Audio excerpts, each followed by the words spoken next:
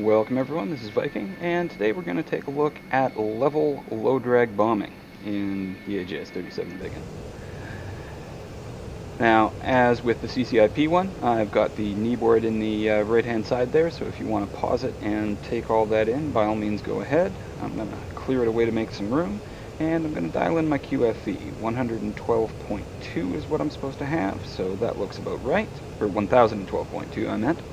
And we're going to leave the attack wheel in bomb plan mode, and we're going to set the spacing to 10 meters, because as before we want to keep everything all clustered up together. Now we're going to be using ANF mode to attack. Basically we're going to put the dot on the target. The circle is where the target currently is, it's our waypoint. We're going to put the dot on the target and go trigger unsafe. And when we do that, it's going to activate radar ranging. The fin just indicates that it's available. And then we're going to wait for the fins to appear. By the fins, I mean... where is it? Well, basically it looks like it looks a little bit like this over here. And once we see those fins, then we squeeze the trigger all the way to release the bombs, and then we pull off immediately, because unlike the high drag bombs where things happen relatively slowly, everything's going to happen in a heartbeat here. So we're in attack mode, we've got the QFE, we've got the weapons dial at the proper thing, and we're above 200 meters. That is crucial. If we're beneath 200 meters, we're, the best case scenario is it drops the bombs and we blow ourselves up. But more likely it's just not going to drop the bombs.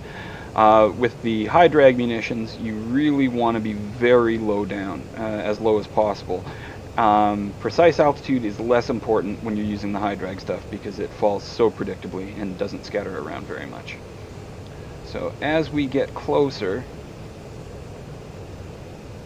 we're going to put the dot on the first truck and ask for radar ranging. And we're coming pretty close to drop. Fins means we drop, and pull up and see how we did. This is not going to take long. And that, I think, is pretty much everyone.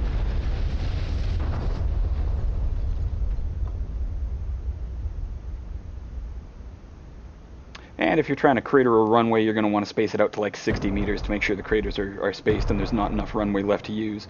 But if you got some tightly packed enemy units, the 10 meter spacing is just perfect. It's got a margin of error before it, a margin of error after it, and everything is so tightly clustered that that everything in the middle just gets absolutely annihilated.